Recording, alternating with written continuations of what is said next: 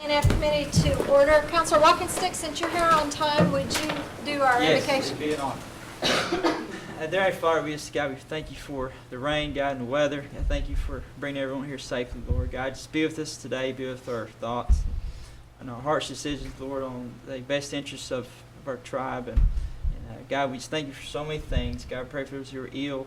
God, just raise them up, Lord. Pray for our troops. God, we thank you for all these things, and just thank you for your cross. Amen. Amen.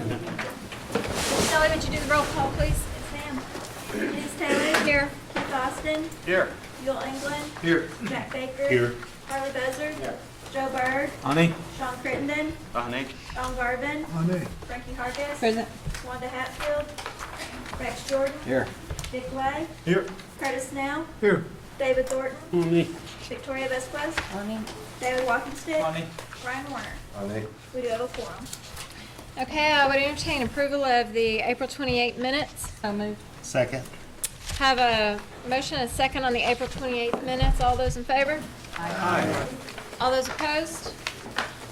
All right, brings us down to reports, and Sean Slayton is here to report for CMB for us. Good afternoon.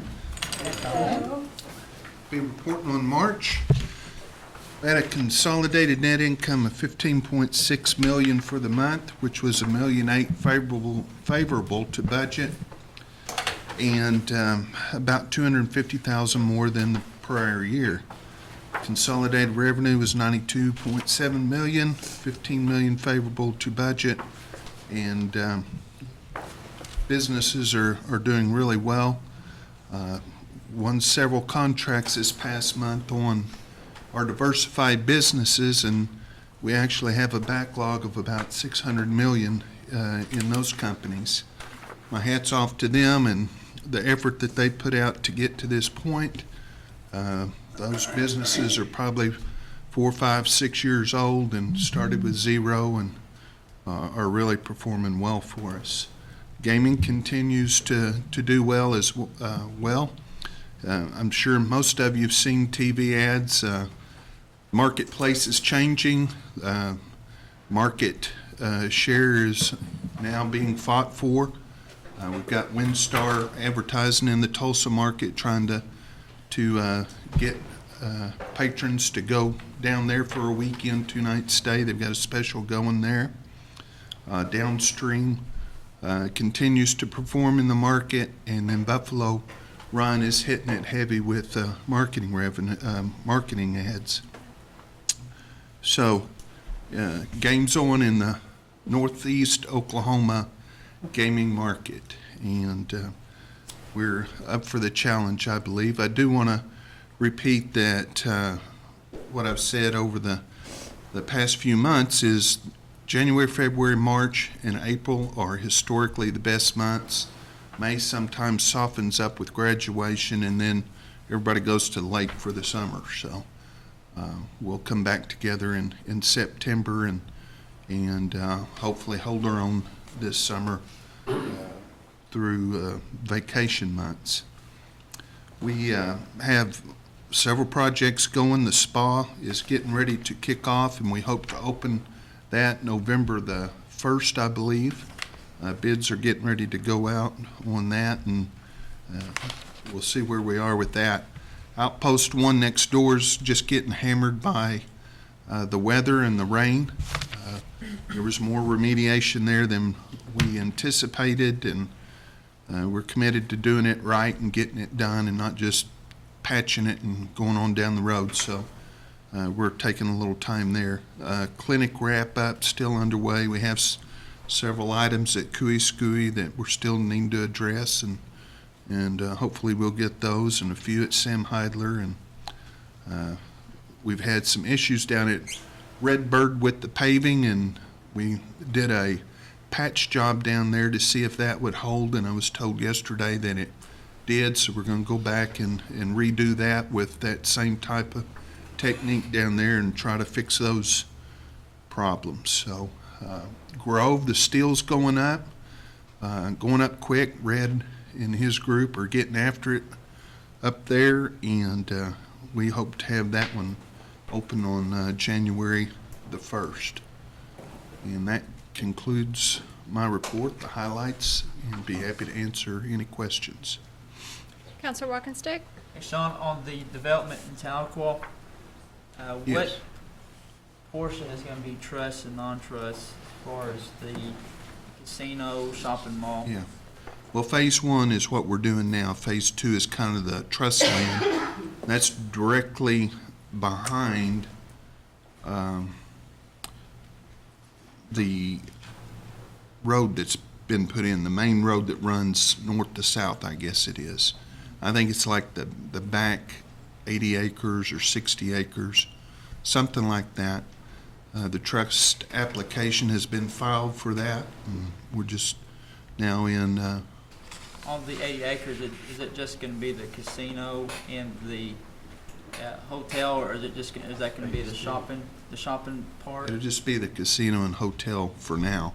Okay. We could put shopping there, but So where the Ford dealership is and all that, Yeah. that's going to be taxable? Fee simple. Fee simple. So that'll go back to the city, though, Right. Avalon. Okay. Okay. Thank you, Chair. I had a question on the health sciences sector. EBITDA was 1.1 million, and it looks like you only expected about 100,000 in that sector. Did we get a big contract, or what? yeah, all the margins in that are around 5%. So if you have $1 million in revenue, you probably get 50,000 in profit out of Well, that. what I was getting at was, it says that it was 1.1 million and was 965,000 favorable to budget, Right? which means you only anticipated about $100,000 And worth of business in that sector. that's probably true. That's the one sector that we've made a change in leadership there over the last 3 to 6 months. Their market that they were going after just wasn't there. It was put doctors and nurses and dentists on ships and planes, and we were continually battling a bad reputation that we inherited probably 5 years ago. And so they've spun out of that into what they hope is a more profitable business line there. Well, if that continues, I would say it is. Yeah, Okay, thank you. That was, net profit. yes, So you can make $100 million to make $5 million. sure. Okay, Counselor Hargis. Sean, during construction, will the golf course be closed down at any time? No. Okay, I was asked, or someone had rumors that it was going to be closed down in the fall. Is that? If it is, I haven't heard that, and I don't know why it would be. Now, there may be some repair work or something like that that they're planning on doing, that or redesign that might be going on, that they would have to close some holes, but I haven't heard it. Okay, thank you. Sean, I know we were going to put electronic signs in on our clinics. Do you have any status on? I don't have the Have you bid status out? other than I know that they're working on that I hard. know they were going to bid all Yeah, 3 or 4 of them out at once. So. Right. Okay. I think hadn't they were gonna do them all at once, and there were different desires at different locations, and trying to get all that coordinated's been a struggle. Okay. The other thing, and I should have checked with Kevin, but on the casino there in Grove, I understand we're connecting up to Rural Water District 10. I don't know if you get in that involved or not, but a person brought up the other day that they had real bad sulfur in that district over there, and I said, well, I guess I was thinking we were going to come out of Grove with that. But if there is bad sulfur, and it could certainly throw a bad light within our casino. And I know there's filtration systems that you can use to get it out of there, but I'm not so sure how successful they are. But I wanted to bring that to your attention so you would be aware of it, and if you may even know what's going to happen. Well, I appreciate that, and we were aware of that, and we had 3 options. Rural Water District 10 was one. There's another water district just south of there, I think, that serves Shangri-La about 3 miles away. That was an option.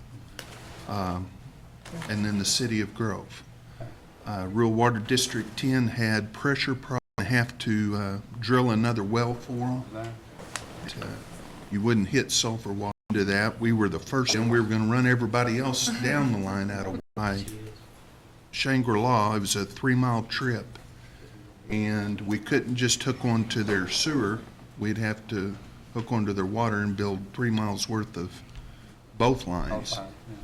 So that left us with the option of going to the city of Grove, and thankfully they've stepped up to the plate, and we worked a deal where we're buying the water from Grove, and they're going to maintain the line across the bridge, but it will still go through Water District 10, and they will sell it to us, sort of a Siloam Springs, West Siloam Springs answer. And we signed that agreement last Tuesday night, I believe. Well, I've had several people ask me about it, and I hadn't had a chance to talk to anybody, so I thought I'd ask you. The other thing is, and you didn't announce it a while ago, Sean, but you know that I've got an email of the topping out ceremony in Grove had been scheduled for June the 20th at 1 p.m. I believe that's still on track. We're kind of watching the weather and construction. We'll get the announcement out when they confirm that. Okay, very good. Thank you. Does anybody else have questions for Sean? One comment, Sean, are we looking at any rooms along with the resort there in Grove? Or are we going to wait to see how the market goes? Phase 2, it's kind of a 2-phase deal. Phase 1 is a casino, test the market. Okay. Phase 2 would be adding a hotel. Okay. All right, thank you, sir. Thank you, Madam Chair. Oh, yes, And Councilor just to Buzzard. follow up what the Councilor Bird said, I had to put in a request to, I have to take a look at that road that is going to casino over there, because that road is, and you know, it's one of the heaviest travel road in Oklahoma, and it actually serves 2 purposes there, Highway 59 and the other highway going to Right. Shangri-La. And it is a highly traveled road, so I've asked them to take a look at that and put some more on it. And it helps because, you know, there is some trust land on that particular road now, so the roads department is going to take a look at that, so you may have Kevin or yourself to kind of. We've already been in contact with ODOT, and there's a design that's already approved. The other thing is the signalization there. I've had some questions about that, and didn't know what to tell them other than ODOT wasn't too receptive about maintaining a signal, but I'm certainly think we wouldn't want to be responsible for maintenance on it, so. Right. Sound like you We're guys- still working with ODOT on that problem at the least. I think it'll be a solution similar to what we did at Ramona with the flashing lights. Yeah, 'cause that's a lot of. At most, it'll be a traffic signal. Thanks, sir. Thank you, man. If there are no other questions for Sean, we'll let him get back to business. All righty, thank you. Thank you. All right, Lacey Horn, you're up next. White shirt and another day. That's for responding to my text. Getting the memo. Good afternoon, Tribal Council. Our major project we're working on right now is the FY17 budget. The budgets from the programs were due last Friday, so we have the task of compiling them and reviewing them for accuracy and technical review all summer long. So we're looking forward to your August budget hearings, and just wanted to update you on where we are in that progress. So with that, I don't have much else to report unless the Tribal Council has any questions. Anybody have a question for the treasurer? I just have one request, and that is on what is our page 13. It's the table showing the awards to Terra vendors and non-Terra vendors. Could we have a figure added for the sole source contracts that are going out each month?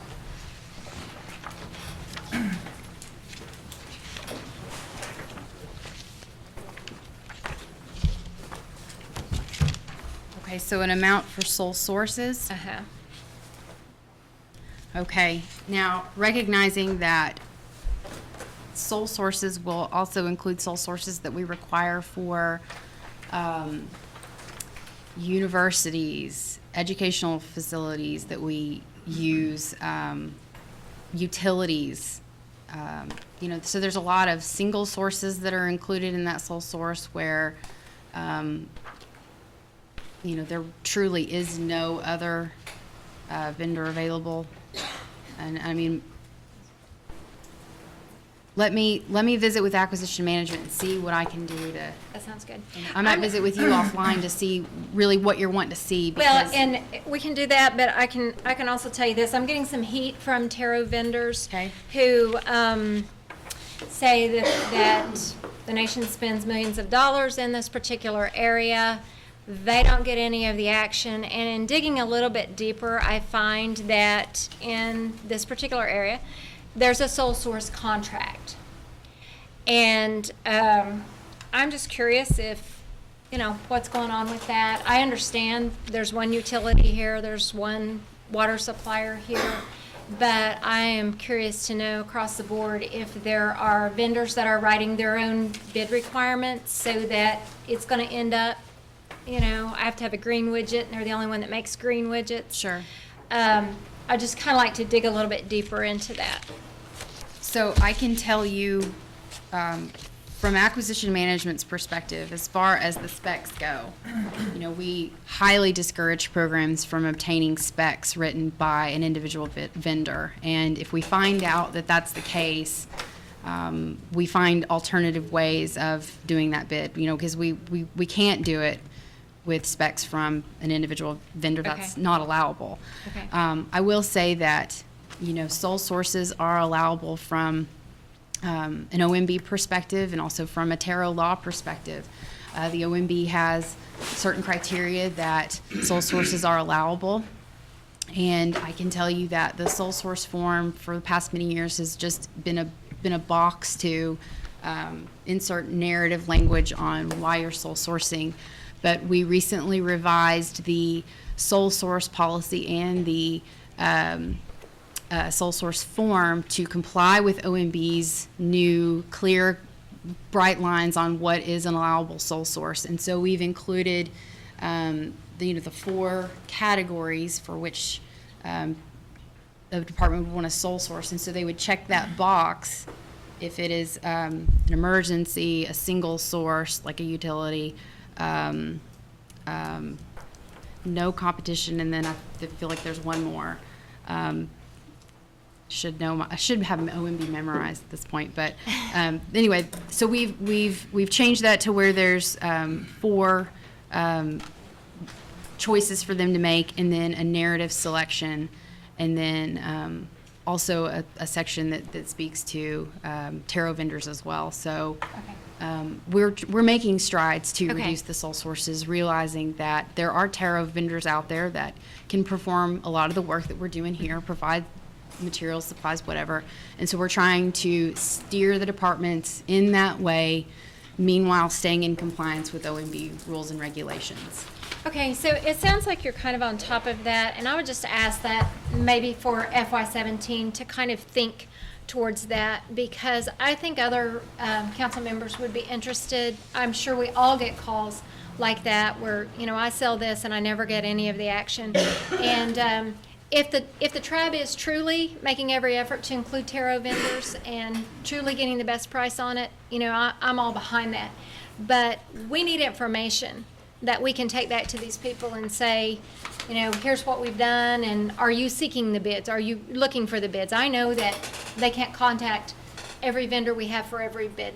So as you're working on that, if you kind of keep me included Sure. in what's going on with it, just so that we know that our tarot vendors are getting every opportunity to Sure. serve. And when Diane comes after me, maybe she can speak to it too, but, from the vendor's side, are they making themselves and their products known to the tarot office, so the Right. tarot office then can link them up with the departments that, buy those things? So, maybe she can speak better to that. I'm not aware of that, but Okay, hopefully there's a process there too. there we go. Okay, thank you. Does anybody else have questions for Treasurer Horn? You have anything? Good report. Okay. Thank you. Note. Jody, thank you. We are also bidding out our audit services. So this was This is a joint bid that Cherokee Nation and CNB are doing together because this is the best way for us to get economies of scale and a best price. Also, it's easy for us to have audit firm. We're going out for one audit firm because that works best for us, because it's important for the audit firm to know what goes on at CNB, to understand how that flows through Cherokee Nation's financial statements. And so and I don't have the dates with me, but Jody is on our selection committee to review the proposals from prospective auditors. It would be for a 3-year contract with 2-year alternative extensions, so optional extensions, I'm sorry. Thank you, Jody. Okay, That's all I have. thanks, Lacey. Thank you. Okay, and speaking of Diane Kelly. She here? She is. I hope I didn't put you on the spot. Walking stick still with us? Oh, okay. Oh, he's getting ready to leave.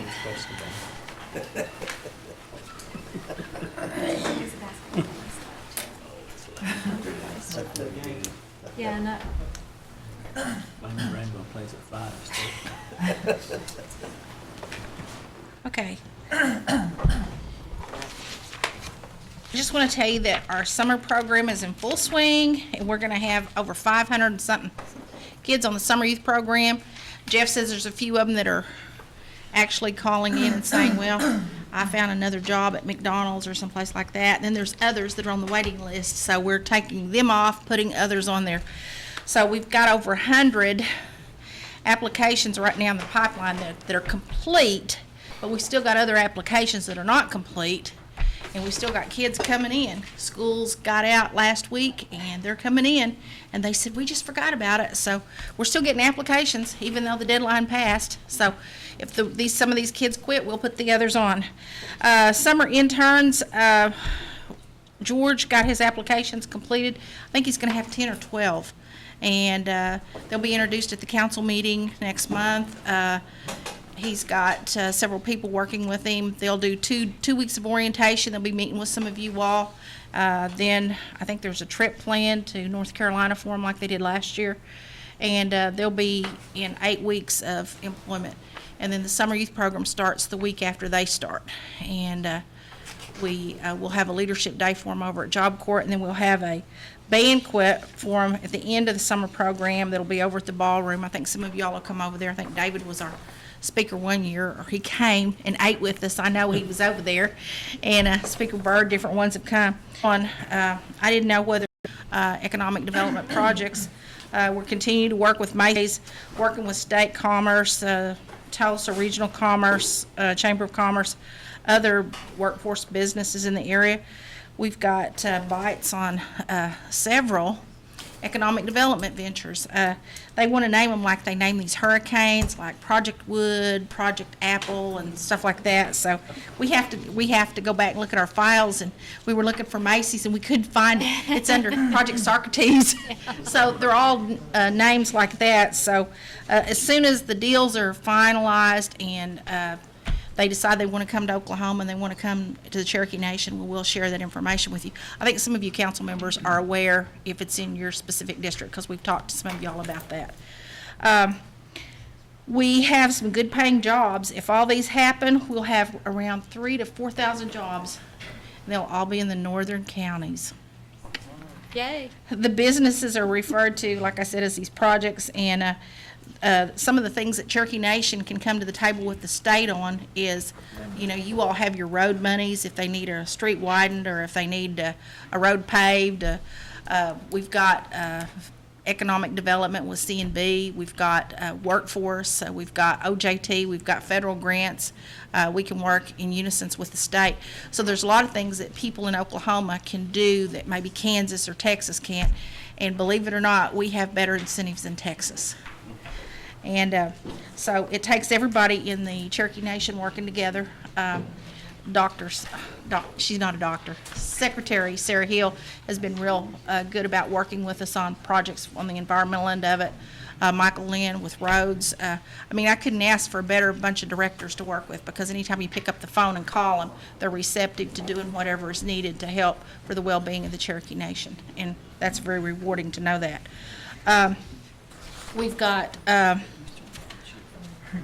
EODD is going to have their annual meeting at the Talking Leaves Job Corps in June. This is the first time they've moved either out of Wagner or Muskogee to have it, and we're honored to be the host to host it. But it'll be the end of June, and you all will be invited if you want to come over and eat with us that night. It's their annual meeting. There'll be a lot of elected officials there. National Employment and Training Conference will be in Reno, Nevada, and it will be in August. And it's August the 21st through the 25th, if any of you all want to come out and hear about employment and training and all the stuff that's going on nationally. We brought home 3 of the awards last year. I hope we bring home some this year. And our summer intern banquet and those things will happen in July. NCAI mid-year is June the 26th through the 30th, if any of y'all are going out there for that. And just wanted... Diane, can I make a comment? You bet. Would you set a meeting up within the next week or so and get a list on who may be going to NCAI? We've got several topics that need to be covered, and you always have a good staff that goes out there. Indian child welfare, youth services, litigation, there's all kinds of topics that need to be addressed, and you're aware of that. So I'd like for maybe set a meeting up next week. Okay, I'll coordinate that with Kim and her bunch over in government relations, because some of them will be going out there I as well. appreciate that. And I think our chairman has an announcement to make. Chief, do you have a guest? I do. We're blessed today to have Chief Lambert of the Eastern Band coming to visit us today, and we've been twisting each other's arms up the hall, and we broke and left the darn lawyers in the room by themselves. And, he's not exaggerating. But I've got 2 lawyers against 1, so Chief would like to say that this is 15 or 16 of our 17 council people here today. Yes, sir. Thank you. And I'd like to just say thank you for giving me for just a minute today. It's my honor to be here. I feel very privileged to be standing here before you, and because I tell you, I'm still getting adjusted to the role as well. I've been elected now for about 7 months, or been in office for about 7 months, and so we're turning over a lot of rocks, probably stepping on a few toes, but we're making some good progress at home, and a lot of good positive changes, good positive things are happening there. I know we've got tri-council meeting coming up in a few weeks, and all of our folks at home are looking forward to that.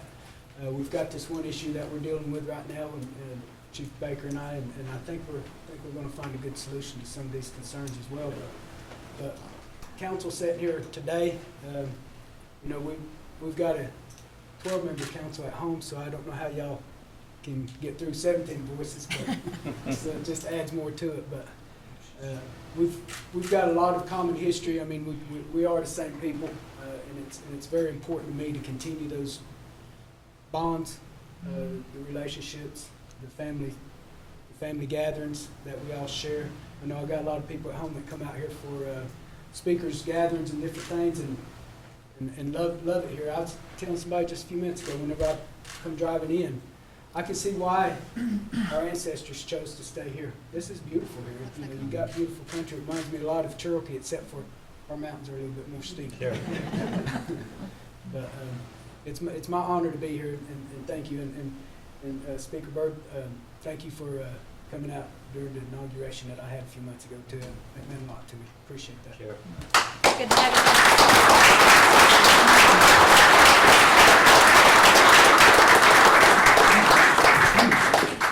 Yes, sir. Thank you. David Walton Stewart. Nice to meet you. Good to meet you, sir. I hope everything works out. Great. Appreciate it. Thank you. Good to have you. Good to meet Good to meet you. You too. Good to meet you. Chief, good to have you. Victoria Vice President. Good to meet you. Thank you, sir. Thank you. Pleased to meet you. Diane Kelly, one of the executive directors. I work for the chief. He doesn't have a pretty gorget. He does. Here's my gift from the chief. All right, Diane, can you pick up where you left off? Yes. We did a road trip. We went to Grove because Grove is where one of the casinos is going to be located. And we went up and met with the chamber, and Lisa was very cordial, very friendly. Of course, we're going to pay membership, and some of the staff are going to start attending the chamber. And we're going to reach out to Redstone and see if they want to be a part of our job fair. We do have a job fair that's coming up June the 15th from 12 to 4 at the Sam Hyder Clinic there in Jay. And it is for AST Storage, the new company that's going in the industrial park, because we've been working with them for several weeks. Anna, myself, several of us. But anyway, we have a job fair scheduled for them primarily, but we're going to reach out to Redstone so that we can include any of the labor positions that they have up there, so that we don't have to go back and do a construction fair. I said that for you, Dick, because we did all those construction fairs. So we're just trying to, bring it in together. And the chamber told us that they're doing a big job fair that they want us to be a part of in October, so we will partner with them whenever things start moving up there. Do y'all have any questions? Anybody have questions for Diane?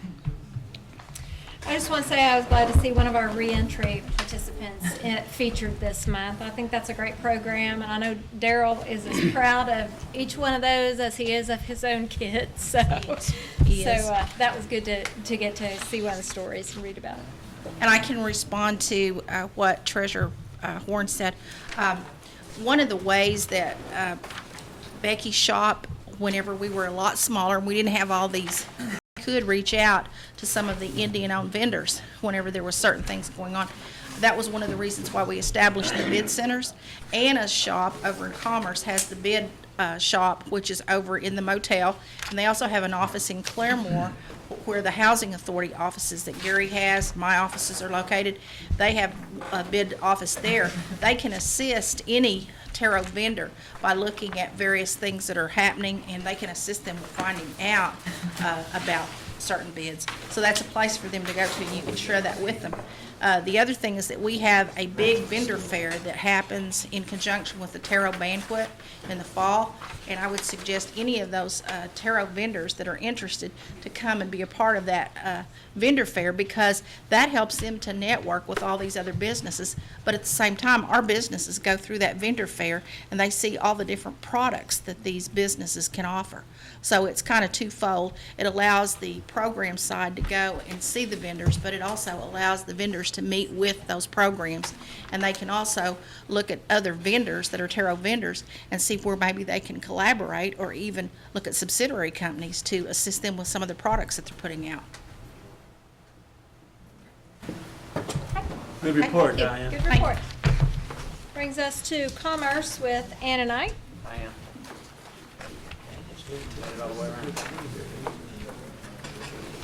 Good afternoon. You should have a copy of my report. I would like to just point out that our commercial loans this year, they're doing very well, and so for the end of April, we're almost at our annual goal of $1.5 million in commercial loans. So the loans are really going well. I also would like to point out just a little bit more tarot information in the report. Diane was right about the one-stop center. All the bids are posted on CherokeeBids.org for a minimum number of days to give people the opportunity. So we try to train people where to go to look for those bids and how to competitively bid. But on the report that's titled Certified Indian-Owned Businesses, on the very first page, the second box down, it shows you that overall about 82% of the tarot eligible bids are awarded to tarot vendors. And then it also breaks it down by government, C&E, C&I, and you can see the different percentages. And those are bids that are identified by the procurement offices that there are tarot vendors that are eligible to perform that type of service or provide that type of product. And overall for the year, on the next page, out of $43 million worth of bids that were Terra vendors were eligible to bid on, they received 35 million of them. So the government actually has come quite a long way in making sure that the Terra vendors are receiving the bids that they're eligible to bid on. Other than that, I'm happy to answer any questions that you might have. I have a comment and maybe a question. Okay. You do feasibility studies, I'm sure. You had to do one to have that coffee cafe there before you opened it.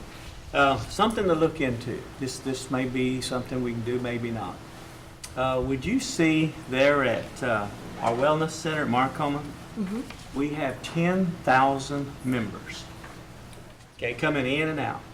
See what it would take if we had just a little coffee shop there with the smoothie bar. See what that would take. With 10,000 coming in and out, when those people that work out there leave, they go downtown and do some shopping there, usually at 9/11 or other places. Just something to look into. It wouldn't take a very big space at all and might create, 7 or 8 jobs there. Okay, yeah, we can certainly look at that. Appreciate that. Hamburgers too. No. Some fries, and yeah. I do not want to be smelling grease. He can have the grease part. I'm talking about smoothies and good stuff. Okay? All right. Thank you. Okay, anybody else? All right, Anna, All right, thank you. thank you. Okay, that brings us down to our consent items. And I want to take a little bit of time on the tarot certifications. And tell you first of all, there are no recertifications in your book that have any trust ownership whatsoever. We have pulled those out, and there's a separate sheet for that. So when we vote on the certifications that are in the book, rest assured there are no trusts in here. So that's one thing. But I would like to just ask informally, a show of hands, if you are absolutely positively opposed to having any trust businesses certified.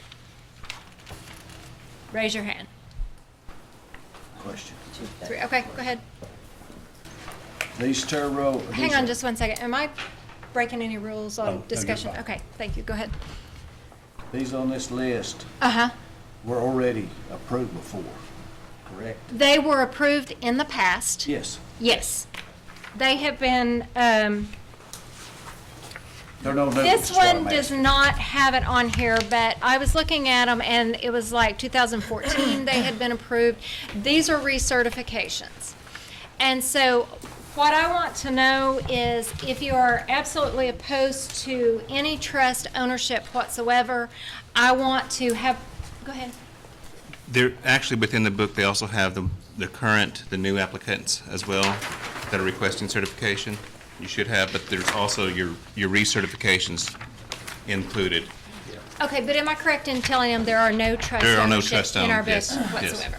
But what was you asking? Okay, so what I want to know is the Attorney General's office felt like our language was a little bit unclear when we passed the trust amendment back in, I don't remember when it was, in the winter.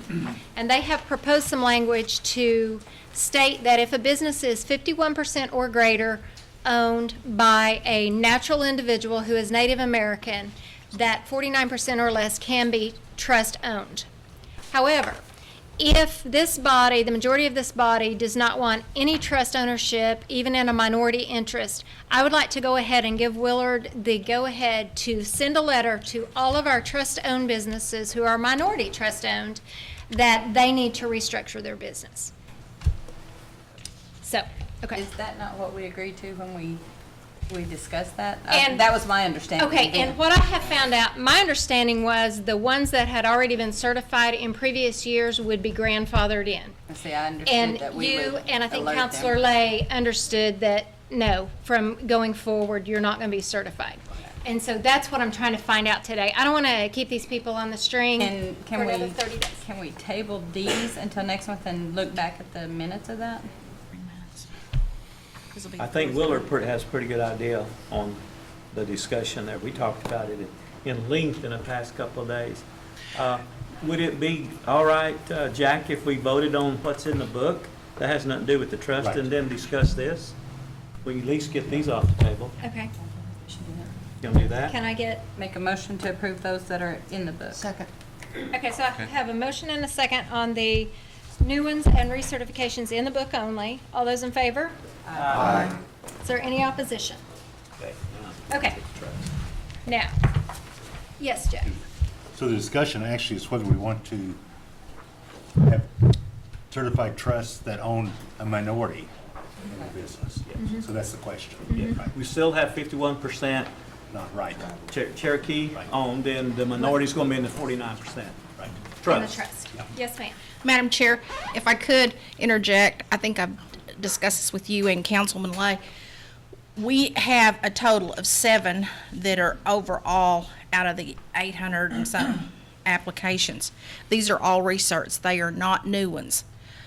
Since you all enacted that, if you look down at the bottom of what was enacted, there is no percentage, because in order for you to be certified as an Indian-owned taro business, you have to be 51% or 49 below that if you're non-Indian. And what we understood when these came up for recertification, because that one was over 51%, that they would come through. But there is some clarification that we need, because some people are saying no trust at all. If there's no trust at all, then these will have to be denied, that are that have been taro certified, some of them for 4 years. 4 years or longer. And there'll be, these are 3 that have come up here in the last 3 months. There will be 4 more that'll come up periodically throughout the rest of the year. And we just need to know, one way or the other, no trust at all, or you'll accept 5149, just like you do the taro law as it is right now, so we can get these people letters sent to them and let them know why we haven't recertified them, because they've been hanging for several months. Do you have something to say? Okay, so the question is, if I could see just a show of hands, if you don't want any trust at all, even a minority percentage, so that Taro office can go ahead and reach out to these people and say you're not going to be recertified because you have trust ownership, so that they can get their books in order if they want to pursue Taro certification. So if you don't want trust anywhere near our Taro-owned businesses, raise your hand. 2, 3, 5, 6. Okay, if you're okay with a minority trust ownership, That's the rest. That's the rest. well, it That's- should be, That's except. 10. Sean, do you have something to say? Can I? Yeah, go ahead. Go ahead, Sean, Councilman. you have the floor. I'm just gonna say that I need to do some more research on this, so, I don't fully understand this. I'm not ashamed to say that. So, that's where I'm at. That's why my hand didn't go up either way. I'm gonna have to look into it, and believe me, I will look into it. Okay, I have a comment. okay, go ahead. Willard, how long have we been dealing with Taro vendors that have trust partner in there? We've had them back as far as 12 years ago. There was a business that came through 12 years ago. You'll have to forgive me. My history, I've worked for Taro since 1988. I left for a short period of time, came back into Taro. And so, but yeah, as recent as 12 years ago was when we first started having a minority trust-owned business. We've never had a majority trust-owned business. Okay.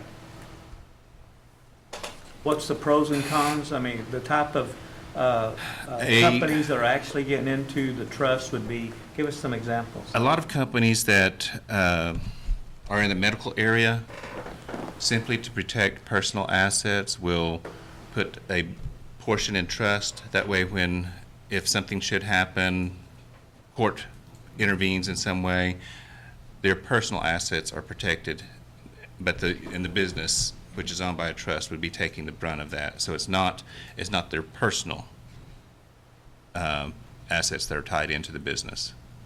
So that's the benefits of them having a trust. The companies that we have here, there's medical supply companies. I think Visions Incorporated is one of those. There's a security company, and then also custom seating. These 3 that are pending are not in the medical area necessarily. I think Visions is, but the others are not. Also, if we see any irregularities that exist out there in one of these companies, how quick can we pull their certification once we're monitoring their activity? Once we determine that they're at fault, we can pull their certification immediately. We can do that.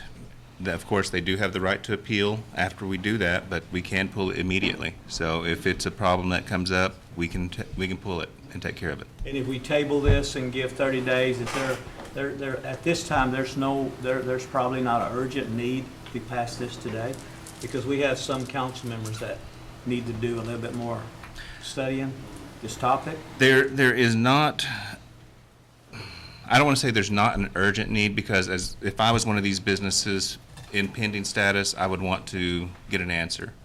Okay. You have one that's been tabled since April. Oh, okay. And so I would, if I was one of these businesses, I would want an answer to my question. But other than that, I mean, it's not like an emergency as far as someone's going to die. Sure, okay. Thank you, Go Madam ahead, Chair. Diane. The one thing everybody needs to remember, and I think sometimes we get caught up in the fact that they're doing business with Cherokee Nation. Over half these businesses that we certify are not doing business with the Cherokee Nation. A lot of them are out of the area. They are wanting that Indian preference status so that they can actually go out and compete for federal contracts. Okay. And if they don't have that certification in place, that precludes them from doing business. And some of them are actually out there doing business in federal contracting. And when we don't let them know why they didn't get certified, then our credibility is at stake. And we're kind of caught in a catch-22 situation, because we don't know what direction you all want us to go because of the way this is written. So that's why we need to get it clarified, so that we can send something out to these businesses so that our credibility is not marred. Okay, Counselor Austin? Do we have the language from the bill? Is it in front of you there? 'Cause I don't have it. Now, this is the piece that Chad wrote that you sent out to them last night. Right now, our law says if they're 51% Indian-owned, they can be certified. And right now, you've got one trust that's sitting here that's 80% Cherokee, not Indian, but 80% Cherokee. And the other 20% is a trust. But he's 80% Cherokee. He's a tribal member. So And we've only got 7 of these that we're in talking the about. act that we have passed regarding this, the wording relating to the trust is what I'm trying to get. Because we have to deal with the law as the law is. We can't deal with laws as we want it to be. We can change the law for the future, but we can't change the law for this. Let General Hemry speak to that. Already changed it. That's what I'm saying. We have to operate with the law as it is. And the law, what it is vague, and it can, and is open to interpretation. When we were going through this process as to, can a trust-owned business, be TARO certified, the consensus of the council is no. The debate was, well, what if the beneficiaries of the trust are Cherokee, et cetera.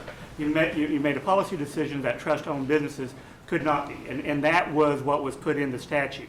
Okay, now, one could interpret that trust-owned business could mean a super minority, or 20%, 10%.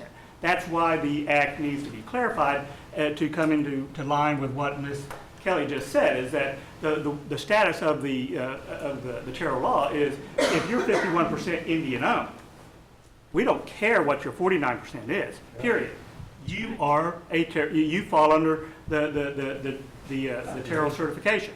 Now, one could argue that if you were, that if we would pass a law that did not treat everyone equally, that we say, well, you're going to be 51% Indian-owned or Cherokee-owned, and you can be TARO certified, but because you have a minority of 20% trust, you can't. Well, that is, one could argue, not equal protection under the law.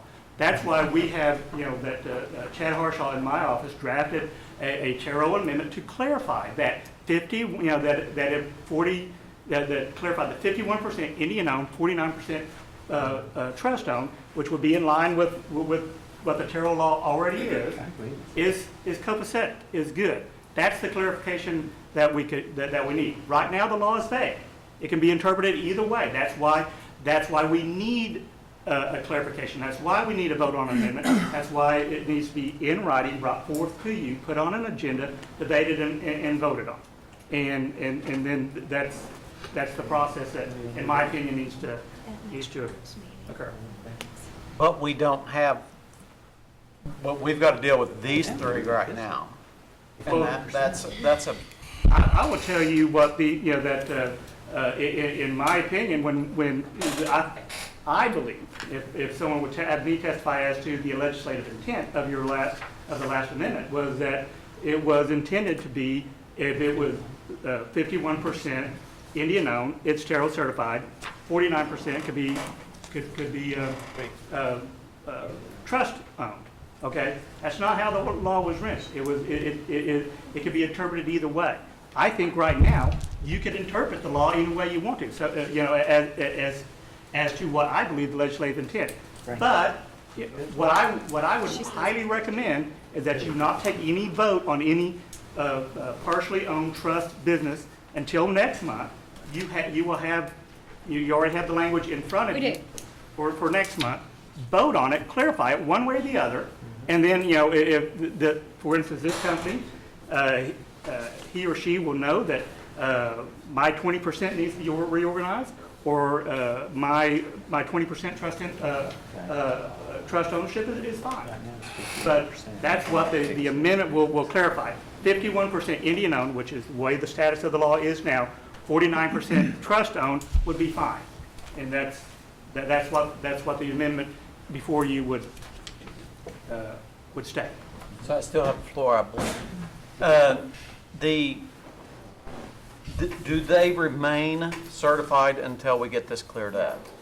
They do not. They're not certified while That is correct. Their year has passed. Okay. And so we have to let them know something, and we haven't let them know anything at this point. So our inability to make a decision is affecting these people's livelihood potentially. Yeah, and next month you could have another one added to it, because there could be another one that comes up because of their cycle in the year's research. I don't know, but it could happen. There is somebody in June. Yes. That will be up in June. And they go back before the certification committee, and when we told you that we have the purview to pull the certification committee together, certification committee is comprised of my directors. So they can be pulled together at any time to look at those. And the others that will come up will come before them, and they were the ones who recommended based on what they were told.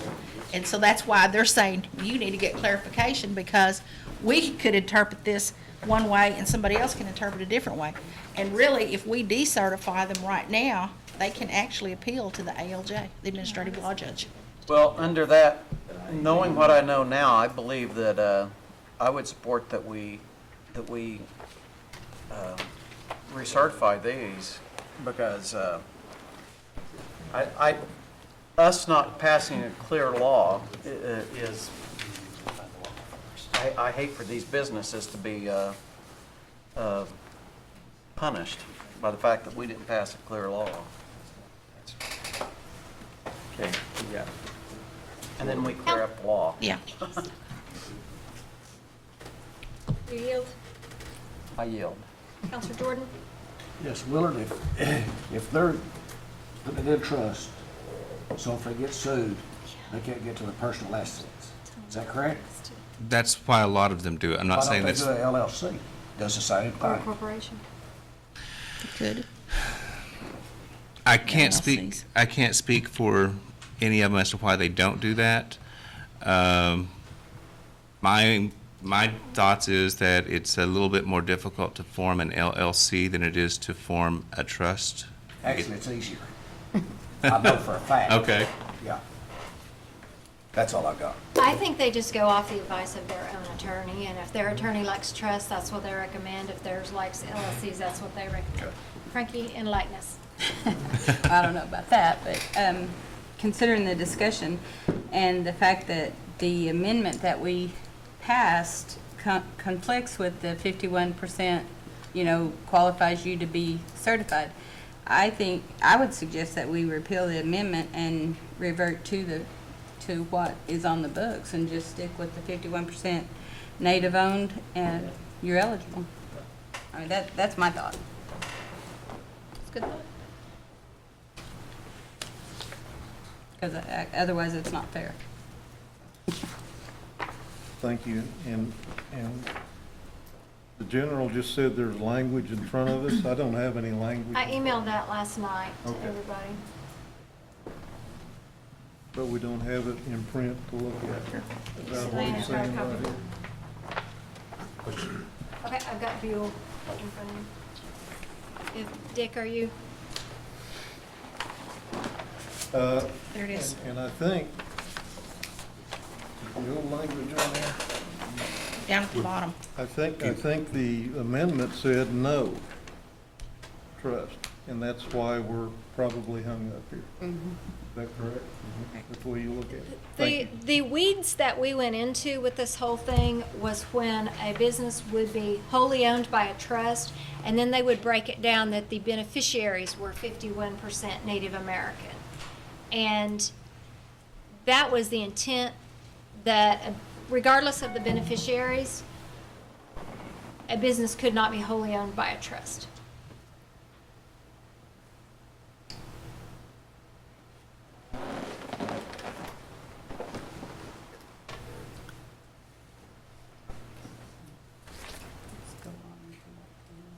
Dick, I'm going to go ahead and let Buell and Jack talk. Yes, I'm If through. you have Thank some- you. Okay, go ahead, Councilor England.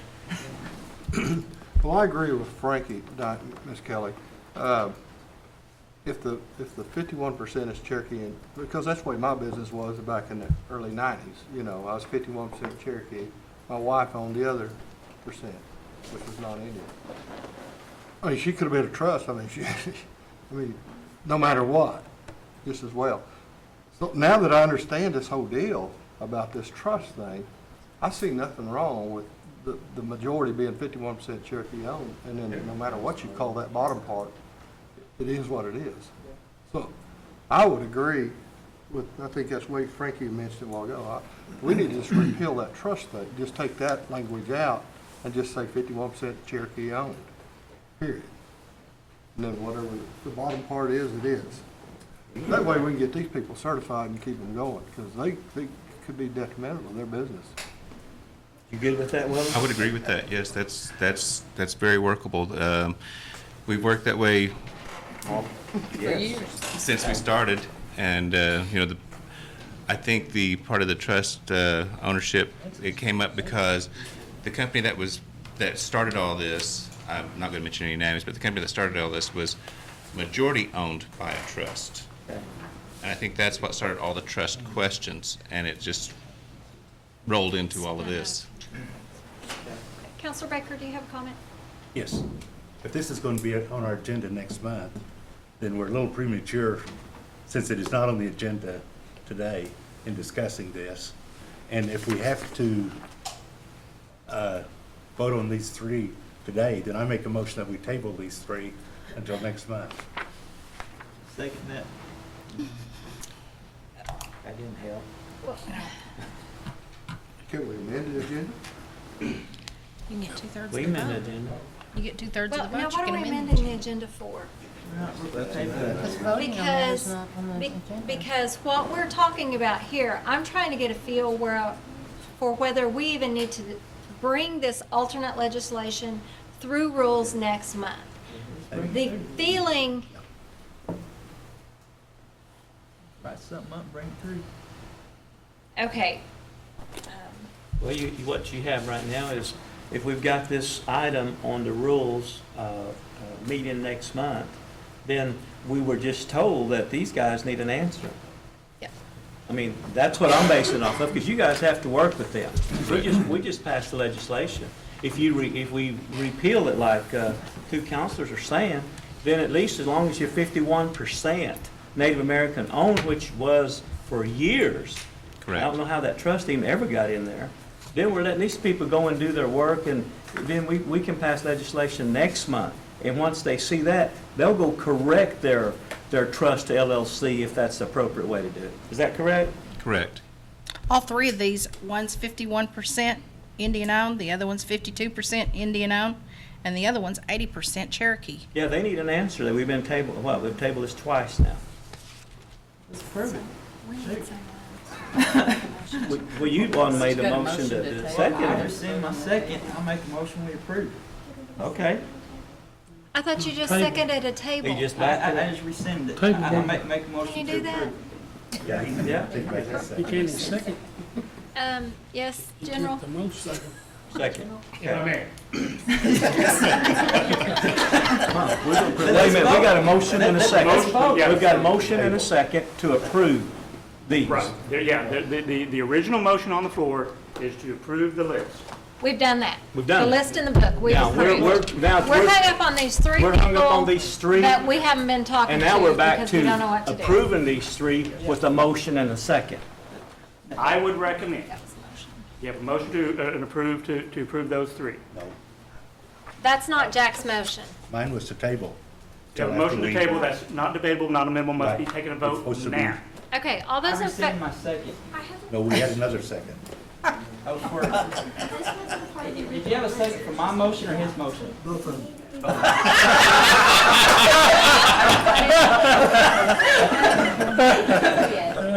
Okay, Mr. A.G., clarify. Councilor Baker's motion stands. Is there a second for Councilor Baker's motion to table those three? Second the motion. Second. there you go. That's not debatable, not amendable, must go by a vote. Let's vote. Majority. All those who want to table, say aye. Aye. Anybody who wants to not table, say aye. Aye. The second ayes. Okay, the ayes have it, we are not going to table. Motion to approve. Second. Okay, motion second to approve. Motion and a second to approve these three people we've been holding up. All those in favor? Aye. All those opposed? Aye. Two. Two. Okay, these people are going to get their certifications. All right. Thank you. Okay. Hi, you're so- welcome. So that means that when the certification committee meets this next week or the next month, Uh-huh. when that other one comes up, it can go through just like any other, or you're gonna come back with legislation next month? We have to repeal We're going to do that other- legislation. Okay, all right, that's what I Okay, needed to know. And General, did you hear what we want to do is repeal, Yes. and not we- do the 49, 51%. Got it? Got it? And you're going to do that, and it'll be ready next month. Yes, sir, yes, ma'am. And Go ahead, Councilor Lee. we just voted to not table in the past, what was it, 3? When our law says no trust. Right. And I'll just point that out. You guys do what you want to, but I think we went down the wrong road. I'm down a rabbit hole and I can't get out. I got a big stick. Okay, so that moves, thank you. Thank you. That moves us on to the community assistance. Motion to approve. Well, has everybody had a chance to look over theirs? There are people that might need money. There is a new list. We were handed a new list. We do have a motion to approve and a second. All those in favor? Aye. Okay, and law enforcement requests. Let's back up. Okay. We have that one request that was made from Candessa. Did we Yeah, get that and we've got clarified? everybody on here. Everybody's Okay. in. Everybody's in? Your secretary, Gail Miller. took care of that. $1,700. Yeah, she's good. Yeah, she is good. Okay. Okay, so law enforcement requests, I'm assuming the list in the book is correct. Jody? Motion to approve. Say, Motion and a second to approve. All those in favor? aye. Any opposition? Okay, brings us down to roads. Motion to approve. I have a motion and a second on roads. All those in favor? All those opposed? You did, the motion carries. You do have a new list for sports teams. Motion to approve. Say, Motion and a second. All those in favor? aye. Any opposition? That one carries. Livestock, it looks like there were no Any new additions? ones. Okay, so that brings us on to the budget modifications. Counselor Baker, well, let's see, no old business. Under new business, we have a capital budget. Counselor Baker, would you introduce that for me, please? Yes, this is the capital budget, and I will make a motion for its approval. Second. Having a motion and a second to approve the capital budget. All those in favor? Aye. Any opposition? Okay, and then on the operating budget, Counselor Buzzard? Counselor Buzzard, would you introduce that second? Yes, this is the act to amend Legislative Act 17-15, authorizing the comprehensive operating budget for fiscal year 2016, Mod 8, and declaring emergency. I move for its approval. Second. Okay, I have a motion and a second on that, and go ahead. Question? Uh-huh. Okay, the 129,000 that we approved on the capital budget is coming from the Skinner Family Living Trust. I just have a question about that. Yes, I'm happy to answer that. Okay, and what is it, and how and Okay. when did we get the money? Okay, this is a cool story and a big success in our office. The Skinners passed away about 10, 12 years ago. I can't remember the gentleman's name, but he was Cherokee. So the husband was Cherokee, wife was not. They left in their estate a bequest to Cherokee Nation of $110,000 to be used for youth development.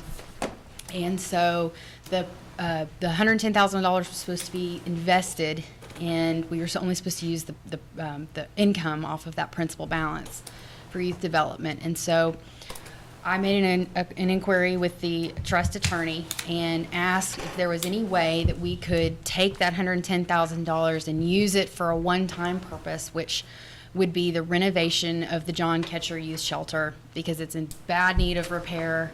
Buckets everywhere. They need a sprinkler system. It's in poor shape. And so he said that he would go through the process of working with the executor and the state of Texas to amend the trust document to allow us to use that $110,000 for the youth shelter. And so when we went through that process, the executor was in great favor of doing this, and he sent us an additional $19,000, which the estimate on renovations to the John Ketcher Youth Center was $129,000. And then we had raised $329 in income, I believe, $321 in income from the $110,000 being invested because the interest rates are so low.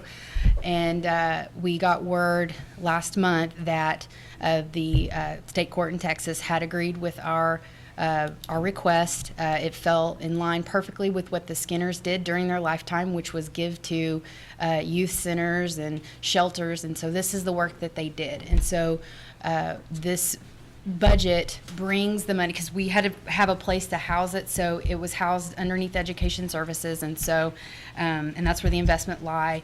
And so now we're just bringing that money into the capital budget. It'll be utilized through the capital budget, so it'll transfer over to next year as the renovations continue. Appreciate the story. Sure. Thank you.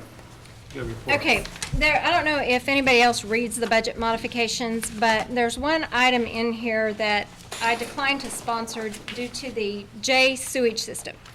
And it is not the project itself that I'm opposed to, but this money is coming out of the general fund. The money that goes in the general fund is tribal funds that we use for our Elders in Need program and our clothing vouchers and our livestock. And the original plan for this upgrade was a grant through the USDA, and that grant has not yet been awarded. And so I feel like it is fiscally irresponsible to take this money out of the general fund pending grant money coming in. We're looking at about a 4-month delay on this project if we wait until the grant money comes in. I feel like we're risking tribal services that we do for our citizens for this. If the grant money doesn't come in, there's $67,000 worth of services that we can't provide to our members. And then grants are provided for a purpose. And I'm not sure $67,000 going into our general fund when we get grant money is going to be approved.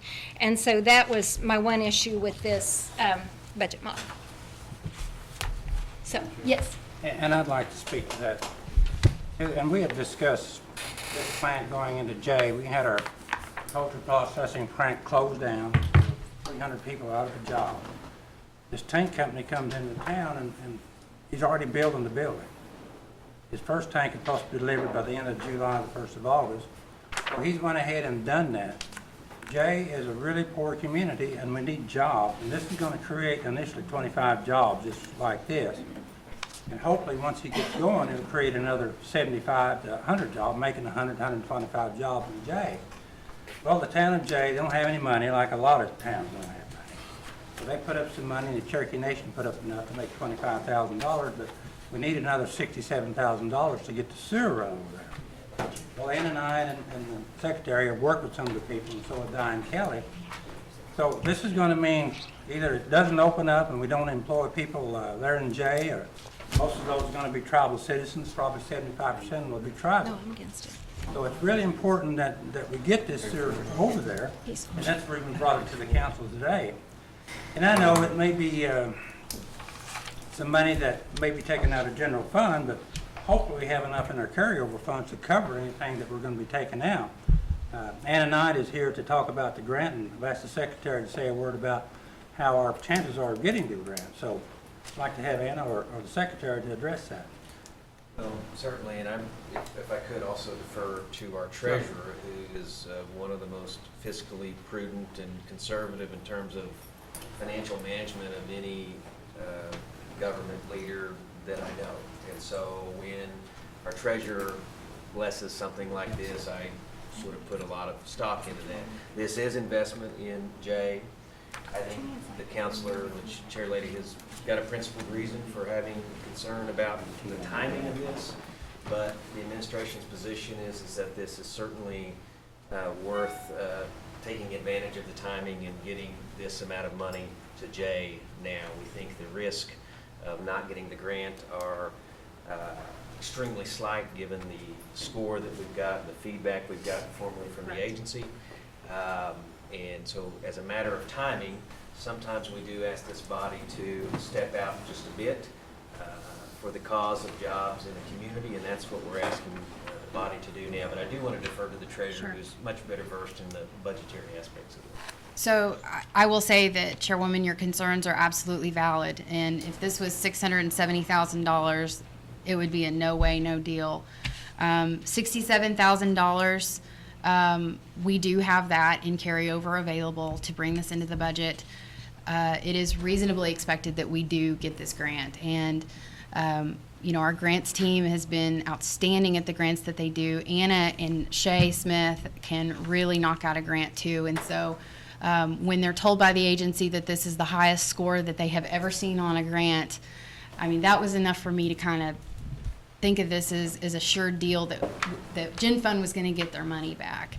At the same time, $67,000 is an investment in economic infrastructure in Jay. So, Councilor Buzzard, your comments are valid too. So if we did have to lose the $67,000, assuming that we didn't get the grant, at least we will have made an impact in Jay, bringing those jobs there. And in economic development, which is an area that we're starting to get into with grants a little bit more, is the fact that the show must go on. And so, you know, waiting on agencies to respond to our grant requests, the timing of which can sometimes be excruciating to sit around and wait for them to respond or to fund. And so I will say that knowing that this project is ongoing, these businesses can't just hang out and wait for us to get the grant to draw down. And so we will work on the back end with the agency. I believe Anna has already gotten some confirmation from the agency that what we're doing is allowable, fronting the money from Gen Fund. This is the cleanest way to do this. We're not using an existing budget from somewhere else to do this. We're putting this out there. It's its own budget so that the expenditures can be tracked and validated by the agency when we do seek that reimbursement. But we think that we're going to be successful in this, and I will let Anna speak to this a little bit more in detail too. And it is, in dealing with the state director of USDA Rural Development, it's a reimbursable expense. A lot of grants you can't get reimbursed for, but this particular grant you can. And it would help create 100 jobs in Jay is basically what it'll do over the next couple of years, which is a significant impact. Even the economic impact of the payroll alone to the community of Jay is going to be $4 million annually. So it has a lot of strength in the economy, and that's one of the reasons why it scored so well on the grant. It scored 270 out of 280 points, which is basically unheard of on a USDA RBEG grant. So. Councilor Austin. For clarification, we were discussing Capital Mod 3 relating to the Catcher Center, and then all of a sudden we're discussing Mod 8. So, Counselor, you'll see in the operating mod, because the Skinner Trust is currently sitting in the operating budget, you'll see it on two entries. So you'll see it move from the operating budget into the capital budget. So we need council's authorization to move it out of the operating and into the capital. So Okay. the Skinner Trust is. Capital mod back. The, Oh, we did capital already? Oh, these are separate acts. yes. Well, we already passed the comprehensive, the capital budget. We're on the operating budget. The Skinner Family Living Trust comes in to the operating budget. Okay.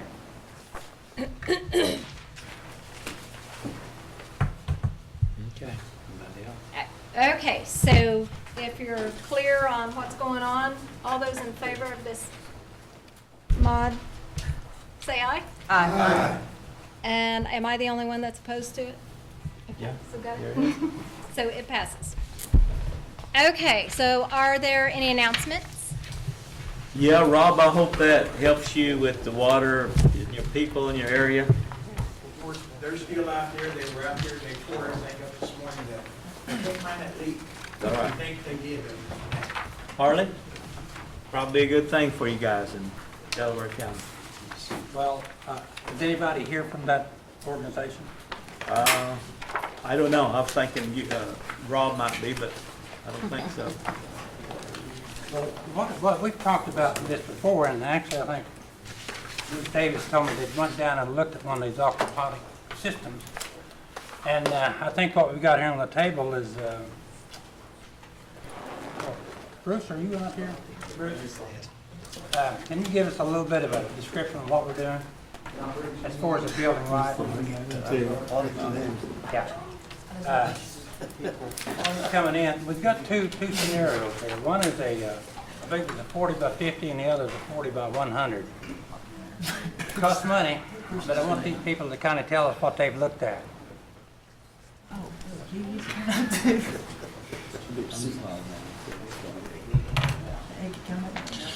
Counselor Watkins had an announcement. I just want to introduce two friends before you guys get started. The director, the state director of Indian Education, has came down to the Cherokee Nation. Mr. Dwight Pickering, would you please stand up, Dwight? Dwight, appreciate you. Give him a hand. Appreciate you. We also have the director of cultural studies for Oklahoma University, Mr. Jacob Sotai. Jacob, please stand up. These two guys are huge advocates in Indian country across the entire state and United States. So I appreciate you guys being here today. Thank you, guys.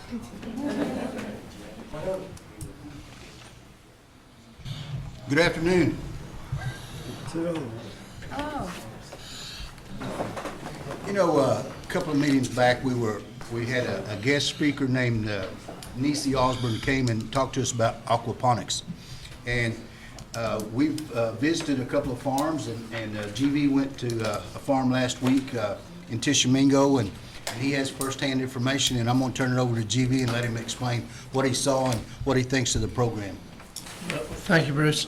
And first of all, I'd like to excuse my appearance. I didn't realize I was coming down here today. And Curtis got me up there at Sling Courthouse all week, cutting trees and burning brush. And so I made my way down here.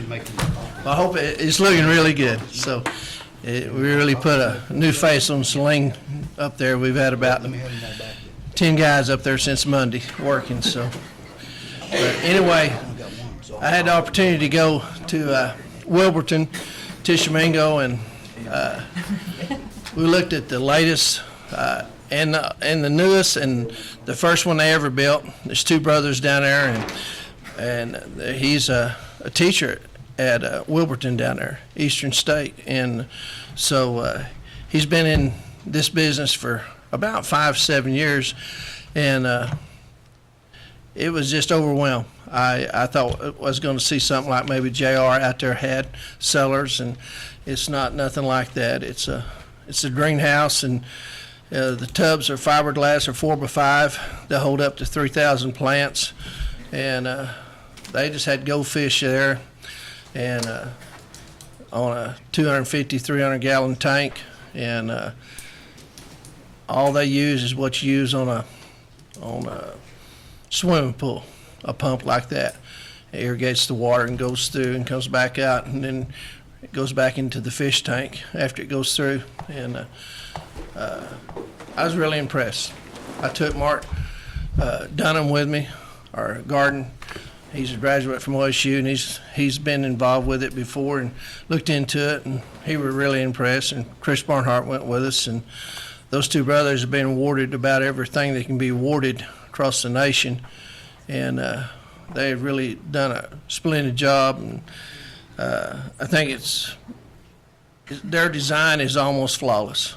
And we went down there and we seen the first ones they built. They built it out of feed troughs that they bought at Tractor Supply, 3 foot tall. And then so since then, 2 years later now, they've really come modern and first class. They have a big storage room there at the school where they store everything.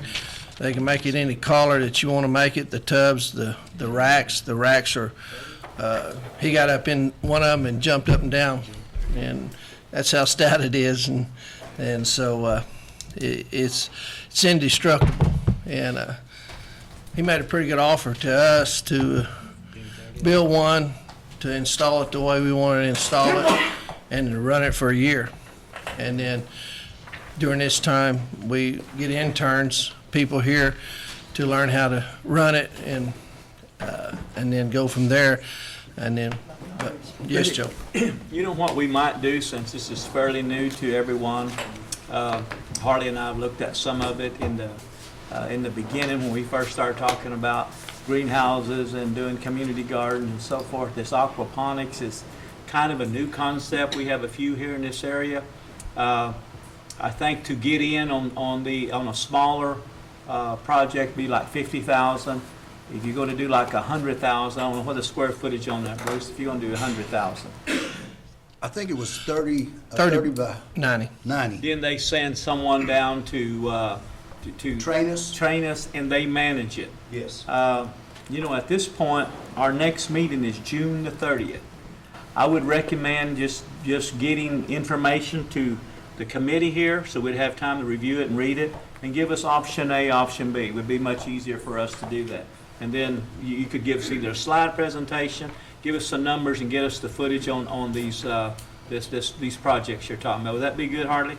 Yeah, and just to refresh everybody, you know, we talked about this probably 6 or 8 months ago. Sure. And it's just something for the council members to think about their communities and think about our Cherokee people, you know, as health-wise going, and that's the reason I'm going to look at gardening. Now, we've got the casinos and they bring monies in, we got hospitals, we got daycare centers, we've got elder centers. Those foods can be delivered to those places there, and they're actually healthy foods. And that's part of the problem. We're not eating healthy enough, and if we can get it started and teach our young kids to raise, $50,000 investment is not too much money for that. You know, we can invest millions of dollars in other things that we do. We're not really thinking about our health and our kids' health and our grandkids' health. So that's the reason I really try to push gardening so much. I know a lot of people don't like to garden, and I'm one of those that don't raise much of a garden, but, you know, I know it's good for us, so that's the reason for this, and I kind of agree with what Councilor Byrd is saying. If we could have a presentation on it, maybe some slides, or bring that person up, you know, that would certainly help us to understand it a little bit more, so. How quick could you guys do this, is do a presentation? Quick. I mean, he could even come up, the guy that builds them, Caleb, and he can come up, or his brother, they're 31 and 27, and they are lawyers, and they're If you would really good. get with him, and if he's willing to come up, you know, and get with Gail, I know Harley'd like to be there, I'd like to be there to see it, and see what it's all about. Then we can bring it to June the 30th, and see when other council members can come as well. I think natural resources would be a more appropriate place to Yeah, that's do Bruce. that than ENF. Yeah.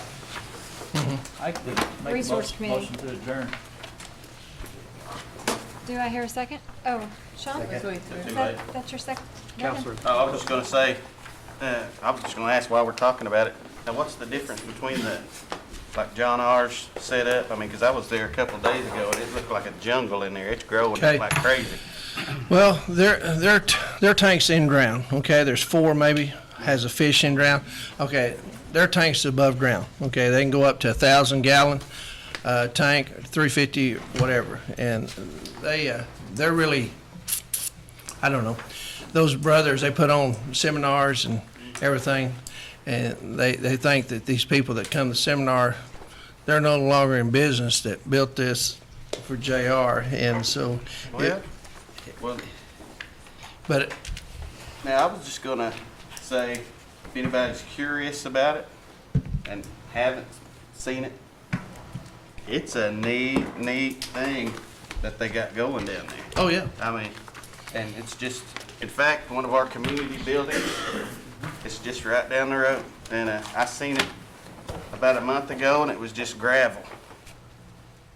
And like I said, I went there a couple of days ago and it's flat going, and they got a good little setup going. yeah, I was so impressed. I went back, and my wife's wanting to slow down. She's traveled all of her life, and I told her I have found a job you and I can do. For $75,000, I can invest in this, and we can stay at home, and we can do this. Is that all right, Ken Bruce? Motion and a second to adjourn. All those in favor? Aye. Okay, we do have a PAC meeting. If we could meet back at like 4:35, that would be awesome.